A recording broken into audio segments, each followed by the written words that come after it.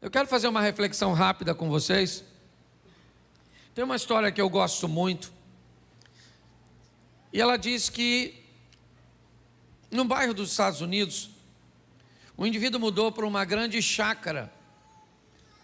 E ao lado da casa dele, o homem tinha uma grande propriedade. E ele viu aquele quintal vazio. E ele gostava muito de plantas. E ele notou que algumas semanas depois, o homem, ou seu vizinho dessa grande propriedade, ele cavou algumas covas e começou a colocar algumas mudas. Mas o vizinho notou que ele colocava pouca água nessas mudas. Ele não aguava com tanta frequência.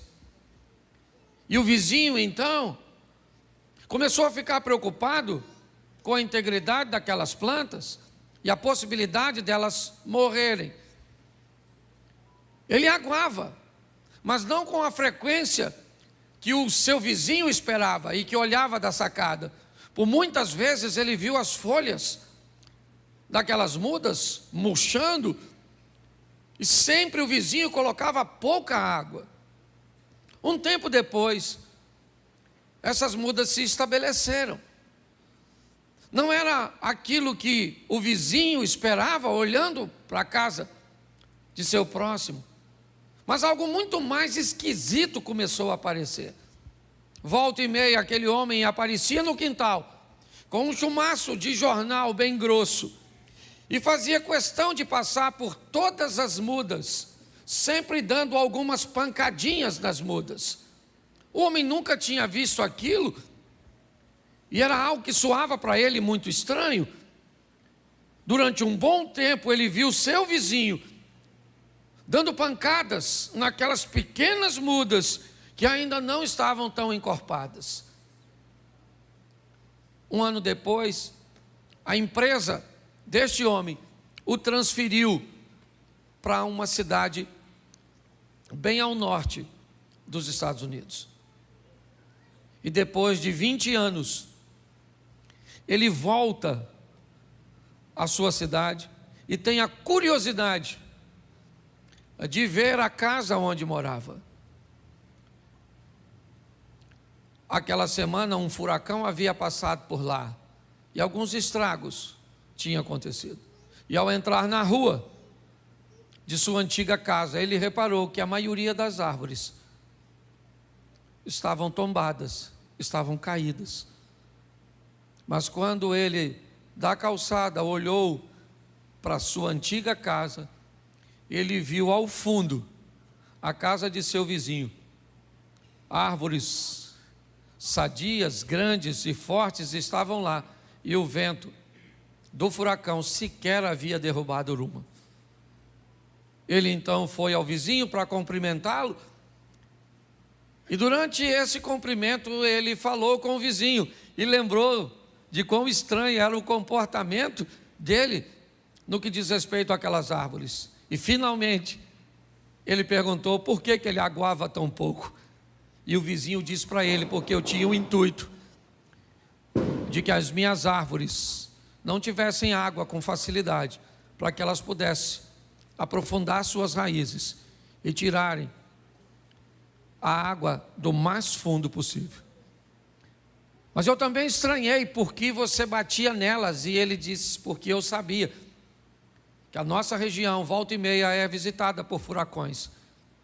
E desde cedo eu ensinei as minhas árvores a lidar com as intempéries, com as dificuldades. E por isso nenhuma delas caíram. Hoje, mais uma vez, eu quero fazer com a igreja, e acho muito propício, uma reflexão sobre uma palavra que Deus me deu há mais de 10 anos atrás, cujo tema é aprendendo com as tempestades. Todas as vezes que as tempestades se levantam, elas não têm a autorização e nem o poder suficiente para destruir a nossa vida. Tempestades que vêm na direção daqueles que servem a Deus, elas seguem junto com o cumprimento da palavra de Deus, que todas as coisas cooperam para o bem daqueles que amam a Deus. Todas as vezes que você se depara com uma adversidade, normalmente ela tende a retirar de ti algo que você sequer imaginaria que tinha. Forças que você jamais imaginou que foi capaz de acessar. Davi jamais imaginou que seria capaz de vencer um oponente tão grande até o aparecimento de Golias. Quem é Golias? Golias é um homem grande, externo, que revela um homem grande, interno, no menino. Golias é alguém que faz Davi se lembrar de leão, de ursos, de batalhas passadas, de adversidades anteriores, que não venceram. Nós precisamos entender que quando as tempestades vierem, onde quer que seja, em qualquer área de nossa vida, elas têm um único propósito: revelar em nós forças, capacitações que nós nem imaginávamos que tínhamos. Já ouvi de muita gente dizer: eu jamais imaginei, pastor, que eu conseguiria vencer nesse ambiente. Eu jamais imaginei que eu teria habilidade para resolver isso. Pastor, eu tenho certeza de que se eu tivesse sozinho, eu teria perdido. Mas eu não perdi porque Deus foi comigo. Então eu preciso que você tenha a sensibilidade de fazer a leitura, tá certo? Então eu vou te mostrar 4 tempestades, rapidinho, num resumo. Abra a sua Bíblia, coloca aí na tela que fica mais fácil, rapidinho, mas se você gosta de anotar, vai aí. Jonas, capítulo de número 1. Deixa eu ler o texto inteiro para ficar mais claro para a maioria. Jonas 1. E veio a palavra do Senhor a Jonas, filho de Amitai, dizendo... Vamos lá? Vamos ver o que ele está dizendo. Levanta-te, vai à grande cidade de Nínive e clama contra ela, porque a sua malícia subiu até mim.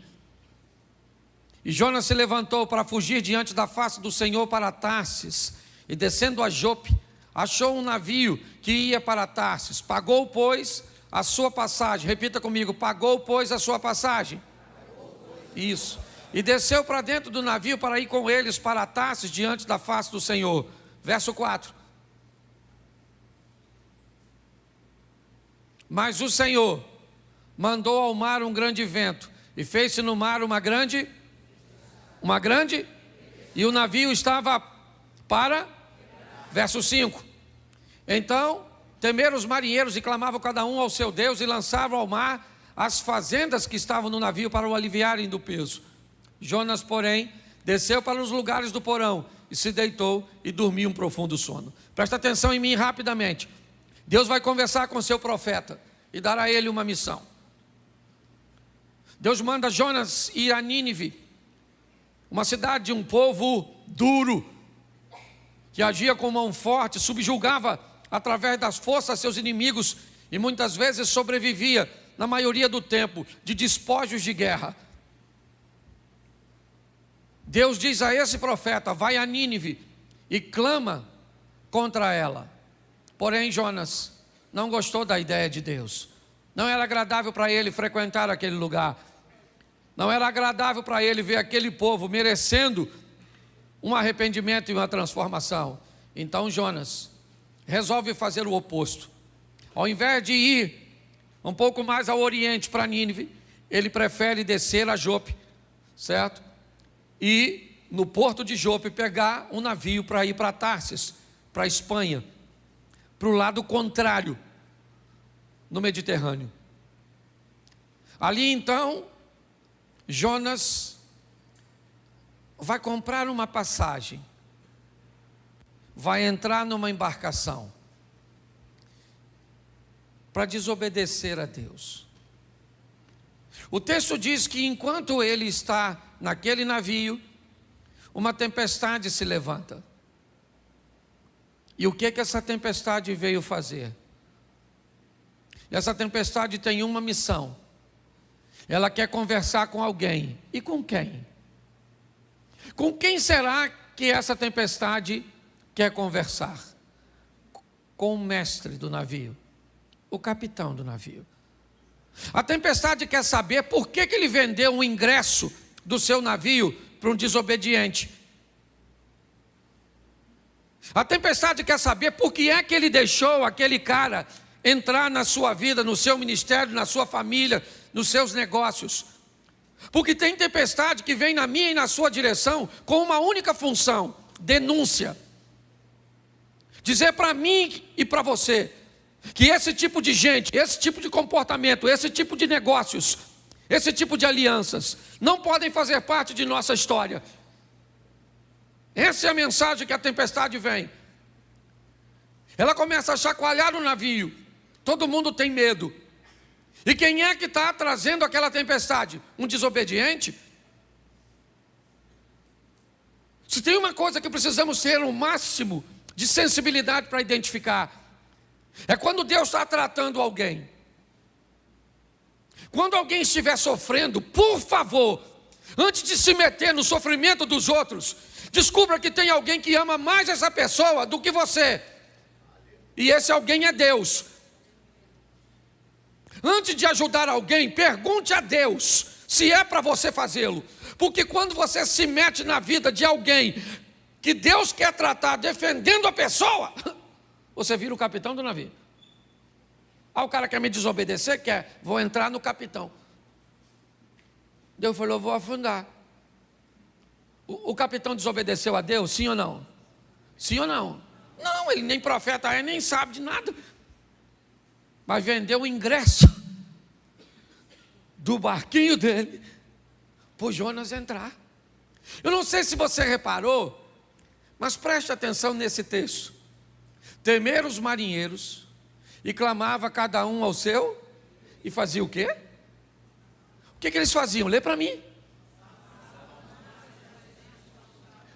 Jogavam fora as coisas de valor. Eles estão perdendo as coisas de valor, jogando fora do navio, quando fora do navio deveria estar o Jonas. Preste atenção, está assim de gente, perdendo o que não precisa perder, porque não tem coragem de jogar fora aquilo que precisa jogar. Nós precisamos ter a sensibilidade. A tempestade veio. O que ela está querendo? Afundar meu navio? O que é? Será que ela tem o cunho de denúncia? Então o que é? É meu comportamento? Tá bom. O que é? O que está acontecendo para que eu enfrente tudo isso? Eles começam a jogar fora e perdem o que não precisa perder. A tempestade para quando eles jogam a carga fora? Não. Então, o capitão do navio começa a vasculhar seu navio. Porque nem sempre o que vai te levar para o fundo é fácil de enxergar. Está diante dos seus olhos. Às vezes o que vai te levar para o fundo é aquilo que você nem percebe, que está escondido. Tem gente com um comportamento tóxico e nocivo e sequer é capaz de identificar porque tem aquilo. Às vezes precisa de um profissional da área psicológica. Eu vou falar para vocês, isso aqui que eu tenho, é herança de uma depressão que eu tive. Foi muito forte. Eu fui para o sítio, eu não queria mais vir para a igreja, eu não queria tomar banho, eu não queria comer, eu não queria fazer nada. Estava cansado, sei lá. Troço doido. Se você já teve depressão, você sabe o que eu estou falando. Só que eu não sabia por que motivo. Aí minha esposa ligou para uma amiga, doutora Ilma. Doutora Ilma foi lá no sítio, ela e seu esposo, veio lá de Vitória, foi lá. Sentou e falou comigo, Cláudio, converse comigo tudo. Fala da sua vida. Eu falei, o que é que minha vida tem a ver com essa depressão? Está querendo é fofoca. E eu comecei a narrar minha vida para ela. Meu pai casou tantas vezes, me dava para uma família aqui, que me jogava para outra lá, que eu ia para outra lá, e que eu ia para outra lá, e que eu ia para outra cá. E aí, agora eu era pastor de igreja, e aí... Moral da história, ela descobriu que todas as vezes que alguém ia embora da igreja por qualquer motivo, eu sentia a dor da rejeição dos lares que me mandavam embora. Agora você pensa só, se eu não ia morrer com uma igreja que todo dia sai gente, chega gente, sai gente, chega gente, sai gente. Eu não sentia dor nenhuma porque quem chegava, só sentia dor porque quem ia. Quando eu identifiquei o miserável do Jonas, aliás, nem fui eu, fui ela. Quando ela falou: Cláudio, você não... Aí o que você faz? Eu falei: o quê? Eu tenho o prazer de construir. Ela falou: e o que você sente depois que constrói? Vontade nenhuma de entrar no lugar onde eu construí. Olha que loucura. Aí ela me disse: sabe o que é isso, Cláudio? Você só constrói para mandar uma informação para você mesmo, que ninguém nunca mais te manda embora daquilo que é seu. Mas é só você terminar de construir que você não quer entrar e você vai construir outra coisa. Menino, pensa numa cura instantânea. Eu falei: é isso? Ah, então tá bom. Me deu algumas ferramentazinhas e eu fiquei bom. Porque se você não sabe o que te leva para o fundo, às vezes é aquela mágoa, aquele ressentimento, aquela decepção. Lá em 1945, assim que a guerra acabou, e você guarda isso dentro de você. Você conhece alguém assim? Porque tem gente que parece cemitério de coisa ruim. Pois bem, tem tempestade que só vem para denunciar que tem algo dentro de você que precisa sair. Pegaram o Jonas e levaram para fora e falou: Jonas, quem é tu? Ele falou: eu sou hebreu, desobedeci a Deus e entrei no seu navio. Ele falou: pô, cara, tanto navio para tu entrar, tu entrou justamente no meu, mas o seu que deu para comprar o ingresso. Sabe o que é mais interessante dessa história? É que o Jonas disse que o problema era dele, ou era ele, mas ele pulou? Sim ou não? Porque o problema não vai embora sozinho. Se tem uma coisa que um problema ama, são pessoas adaptáveis. Pensa num lugar onde o problema gosta de se estabelecer. É naquele casamento onde as pessoas se adaptam com facilidade. É na vida daquelas pessoas que são altamente adaptáveis. Porque pessoas que se adaptam não costumam mudar de vida. Elas se adaptam. O Jonas falou: o problema sou eu, mas eu não pulo. Vocês que têm que me jogar fora. Você está entendendo? A decisão é sua. A tempestade aparece, diz onde o Jonas está. Você sabe que é o Jonas, mas a hora de jogar ele fora dá uma dó. Por quê? Porque às vezes o Jonas é seu namorado, o Carlos. Mas você já tem 35. Só sobrou o Carlos. Você já está naquele dilema: aquele que vier a mim, de maneira nenhuma o lançarei fora. Pastor, se não for o Carlos, quem vai ser? Está assim de gente, que quando chega a hora que necessita tirar algo ou alguém da sua vida, fica com dó, com pena, de tirar aquele funcionário, de remover aquele amigo, de mexer no distanciamento daquele parente. Às vezes quem vai levar para o fundo, ser para o fundo, é sua mãe.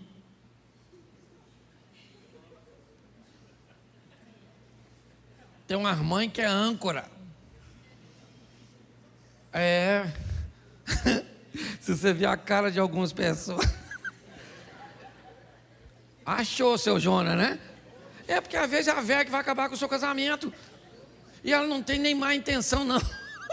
Ela é só um instrumento do inimigo, que nem trabalha full time, às vezes é freelance. Entendeu? É um servicinho de motoboy. Ou de sogra boy. Você consegue entender? Mas tem tempestade que é só para denunciar. Posso ouvir um amém? Amém. Isso, não vou me deter muito nessa não. Marcos 4:7, te mostrar um ambiente bem tempestivo, ou bem perto. Certo? Coloca para a gente. Eu falei Marcos 4:37, perdão. Eu falei 7. Isso. Levantou-se um grande temporal de vento, subiu as ondas por cima do barco, de maneira que já se enchia. Vamos lá? E ele estava na popa do barco, dormindo sobre uma almofada, e despertaram, dizendo: mestre, não se importa que pereçamos? E ele, despertando, repreendeu o vento, disse ao mar: cala-te, aquieta-te. E o vento se aquietou e houve grande bonança. E disse: por que sois tão tímidos? Ainda não tendes fé? E sentiram um grande temor e diziam uns aos outros: mas quem é este que até o vento e o mar lhe obedecem? Olha para mim aqui que eu quero falar com você. Outra tempestade. Ao contrário da primeira, essa não vem denunciar nada. Porque nem todas as tempestades trazem consigo a mesma missão. O que essa tempestade quer? Vamos lá. Jesus diz aos seus discípulos: vamos para o outro lado. Vamos para o outro? Isso. Assim que Jesus diz isso, ele entra no barco e vai dormir. Mas antes de dormir, ele disse o quê? Passemos para o outro. E ele foi. Mas ele disse o quê? Enquanto você não falar, eu não paro. Ele disse o quê? E ele foi. E o que ele fez nessa ocasião? O papel dele. Qual era a missão dele? Dizer: vocês vão para o outro e eu vou. Mas enquanto isso vocês vão. Mas se vier tempestade, problema, desafio, obstáculo, eu já falei que vocês vão para o outro lado. E se eu falei que vocês vão para o outro lado, vocês vão e pronto. Não tem tempestade, não tem problema, não tem crise, não tem nada. Porque eu falei. Então tem tempestade que ela só vem para mostrar para você que Deus está no controle de tudo. Não é denúncia, não tem nada de errado. Porque tem gente também que não pode ver uma tempestade que já acha que é pecado. Ah, está num vento. Oh meu Deus, o que eu estou fazendo de errado? Oh, estou no pecado. Você vai conversar com os irmãos que dizem: o que é? Abre esse coração seu. Alguma coisa você fez. Fala, pecador. Você fala: não fiz nada, fez. Que é isso, exorcista? Às vezes não é denúncia. É só para mostrar o poder de quem está no mesmo barco que você. Ele falou: passemos. Quando ele disse passemos, ele dizia: eu vou junto com. Mas vou dormindo. Porque eu já fiz o que eu tinha aqui, que foi autorizar você a atravessar. Foi dormir, e quem é que vem? A tempestade. Porque se tem uma coisa que para crente é com fartura, é tempestade. Não tem miséria, todo dia entra uma. Antes de uma ir embora, você já está vendo outra. É ou não é? E Jesus está dormindo, e lá vem o vento, e chacoalha. Eu imagino eles olhando para Jesus: aí, vai morrer dormindo. Essa porcaria vai afundar, hein? Pensa, o Tomé falando: acho que vai afundar isso, hein? E o Pedro pensando: se afundar eu vou nadando, quero ver Mateus, que é cobrador de imposto. Não sei nem se ele sabe nadar. Aquela tribulação lá dentro. E vão afundar, não vão morrer, não vão perecer, até que alguém vai lá em Jesus e acorda. Eu não sei nem se ele estava dormindo. Falei: ô Jesus, todo molhado, ó. Jesus, eu imagino ele levantando, pensa: e que foi, gente? Chegou? Chegou a tempestade. Ele está querendo afundar a gente. O senhor não está vendo que nós vamos morrer? Jesus deve ter falado: eu falei, passemos. Ele olha para o vento e diz: ô vento, cala essa boca. Ô mar, fica quietinho, não quero nem marola. Agora é piscina. O vento parou de soprar, o mar ficou calmo. E os discípulos falaram: gente, quem é esse? Como quem é esse? Esse é Jesus, que você está andando um tempão do lado dele. E às vezes você precisa de uma tempestade para saber quem ele é, porque sem ela você não conhece. Tem tempestade que ela só vem para mostrar para você o poder do Deus que você. A hora que você reconhece, o problema se desfaz. Sim ou não? E vamos para outra tempestade, para não demorar muito nessa, senão fica numa tempestade só. Mateus 14, 24. Esse é um ambiente também um pouco complicado. Vamos lá. O barco já estava no meio do mar, açoitado porque o vento era isso. Meio que uma tempestade noturna. Ela acaba atingindo o barco que Jesus está com seus discípulos. O que essa tempestade quer? O que esse ambiente ele deseja? Será que é uma denúncia como a de Jonas? Será que é revelar o poder de Jesus que está dentro do barco? Bom, de denúncia não é. De Jesus dentro do barco também não, porque nem dentro do barco ele está. Então, o que essa tempestade vem trazer? O que esse ambiente? 3 horas da manhã, tudo escuro, vento soprando, a água querendo entrar.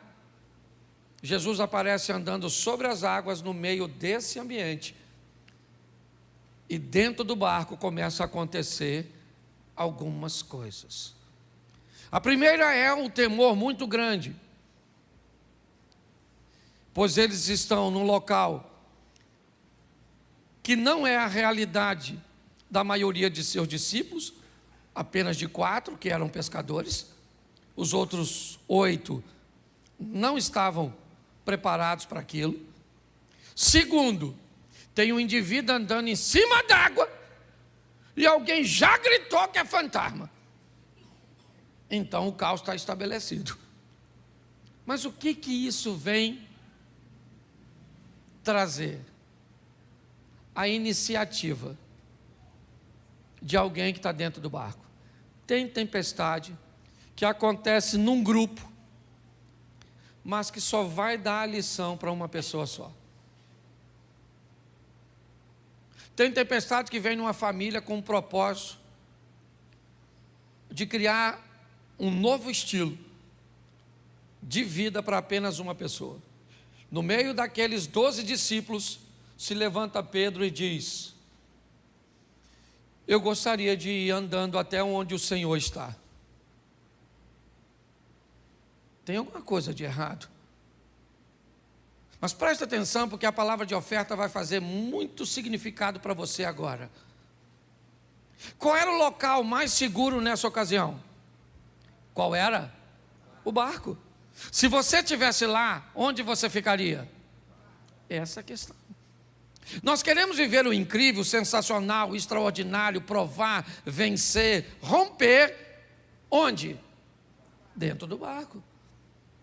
A vida está esperando você fazer para ela e por ela o que você nunca fez, para que ela possa te devolver o que nunca te deu.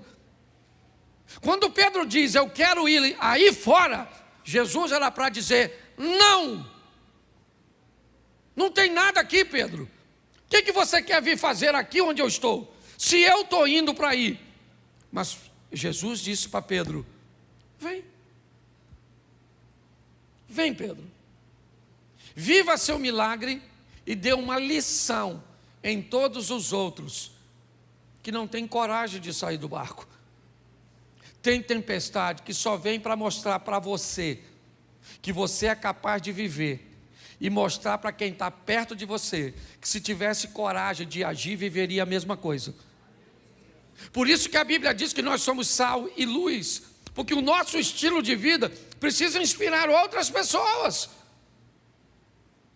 Tem tempestade que só vem para isso. Qual é a finalidade dessa tempestade? Criar em Pedro um posicionamento, uma postura. Pedro sai do barco, vai andar com Jesus sobre as águas. E quando ele volta para o barco, quem está dentro do barco diz o quê? Vamos lá. Bota o 25. Vamos embora? 26. Vamos lá. 27. Vamos embora? É porque eu não sei qual é, vamos embora. Isso aí, vamos embora, a gente vai chegar lá. Vai embora. Já está no último? Tem o 32? 33. Então aproximaram-se os que estavam no barco e adoraram, dizendo... Qual é a diferença entre esses caras e Pedro? É que Pedro descobriu que Jesus era o Filho de Deus, enquanto ele estava fora do barco. Vamos imaginar um culto desse, depois dessa passagem? Vamos supor agora que eu chamasse os discípulos de Jesus, subam aqui os 12, e todos viriam aqui em cima, e eu desse o microfone para eles, e eles dissessem para todos vocês como testemunho: gente, esta semana nós vimos 2 homens andando sobre... Pedro poderia dizer: presta o microfone aí. Só para ficar claro, gente. Um dos 2 era eu, e o outro era Jesus. Tudo ficou. Você consegue entender isso? Tem tempestade que ela vem para mim e para você, com a oportunidade de vivermos o incrível, o sensacional, de andarmos sobre as águas, de ultrapassarmos os problemas. Vamos para a última, e eu termino aqui? Vamos embora. Atos dos Apóstolos, a pior das tempestades, capítulo de número 27, verso 18.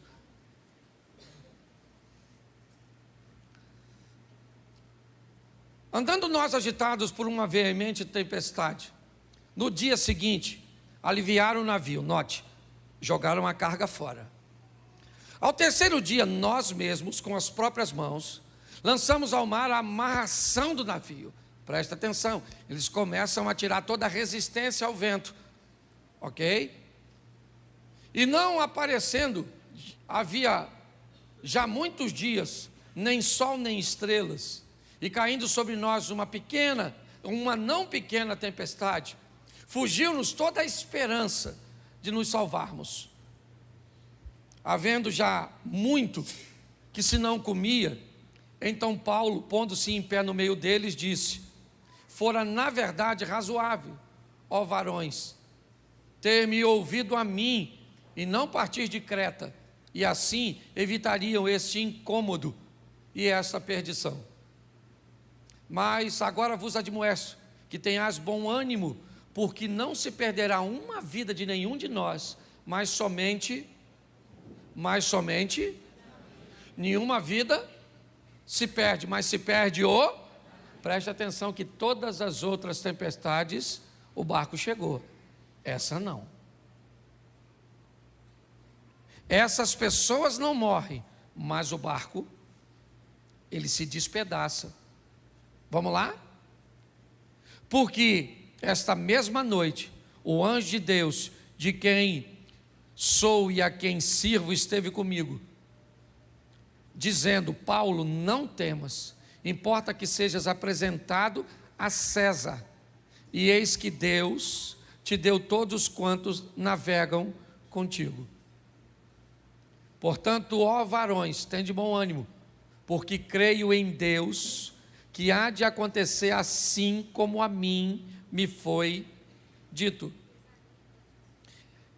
É, contudo, necessário irmos dar numa ilha. Vamos lá, pode colocar. Isso.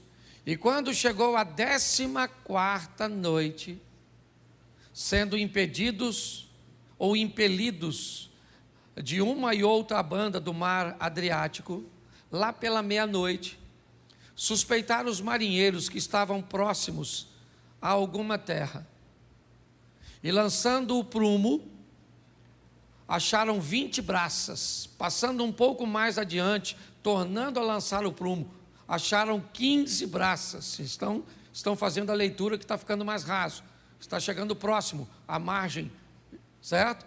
E temendo ir dar em alguns rochedos, lançaram da popa 4 âncoras, desejando que viesse o dia.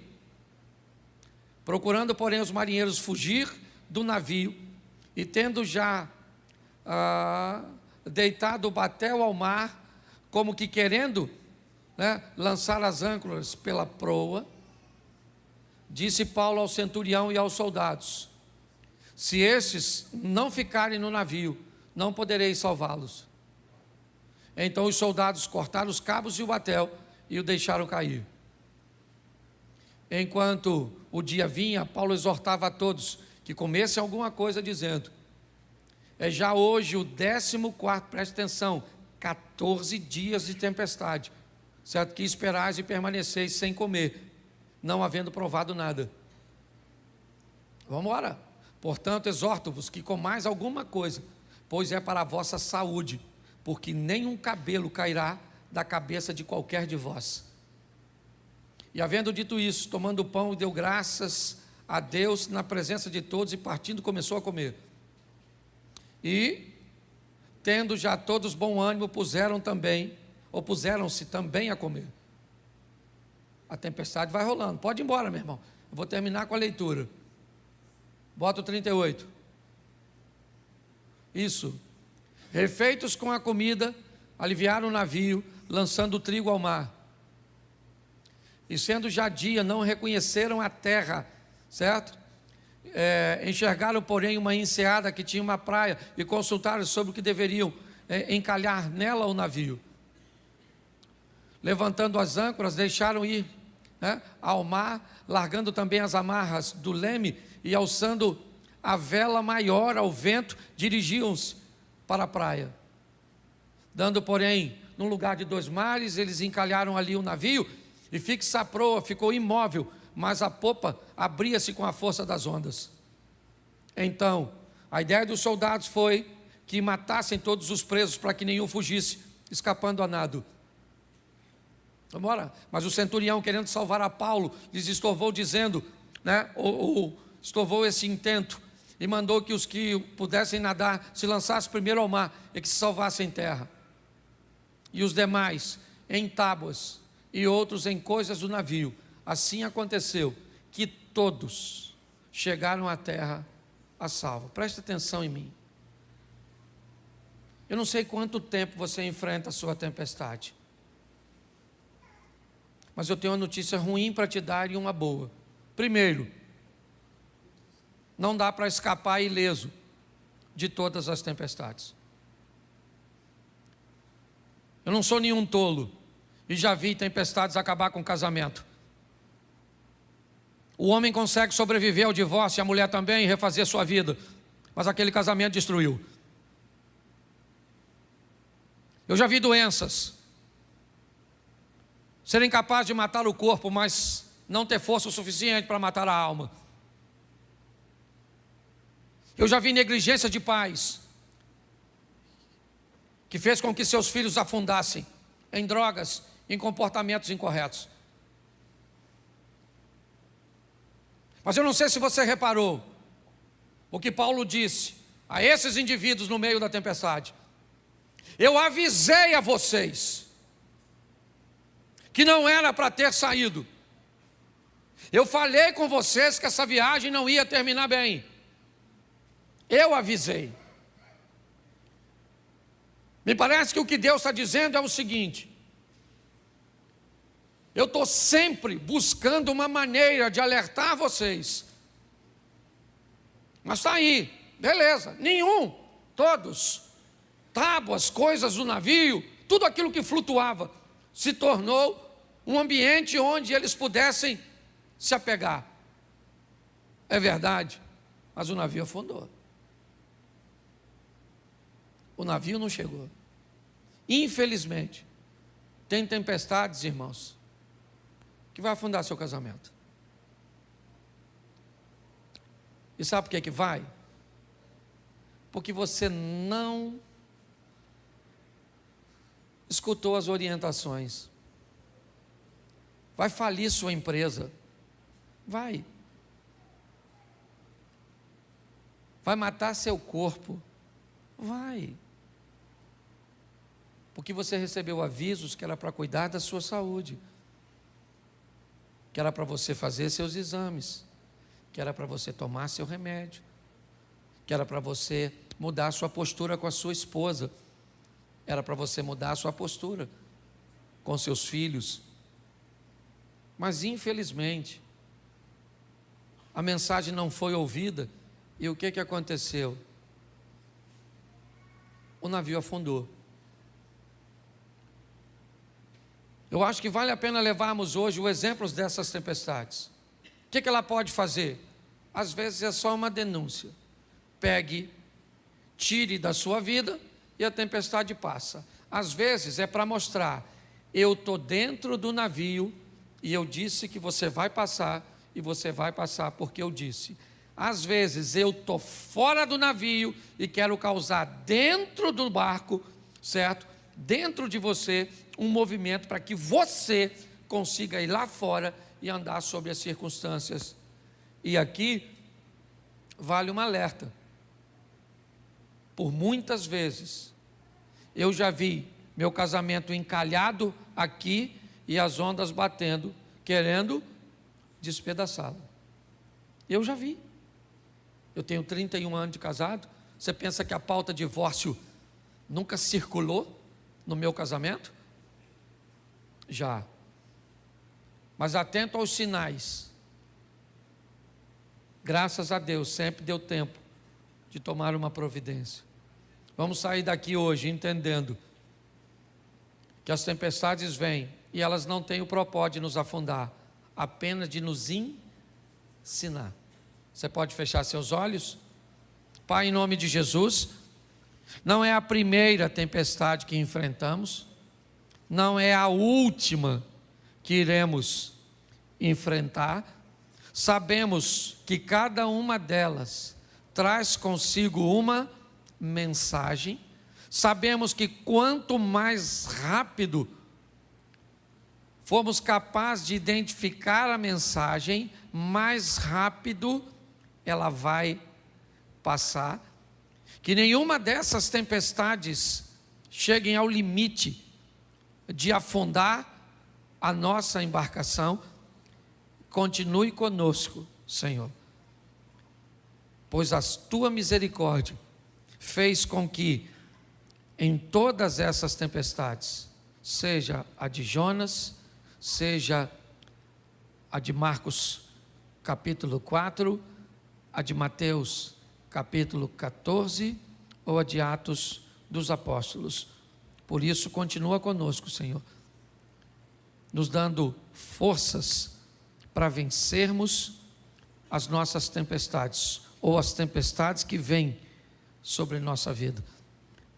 Continue conosco, Senhor, que vem aí a próxima tempestade, e que mais uma vez nós consigamos vencê-la e aprender com ela. Leva-nos aos nossos lares, guardado por tuas mãos poderosas, para vivermos a melhor semana de nossas vidas. Que seja uma semana de boas notícias, que seja uma semana de bons negócios, que seja uma semana de vitória. Te damos graças por tudo, em o nome de Jesus. Você pode dizer amém? Amém. Que Deus te abençoe.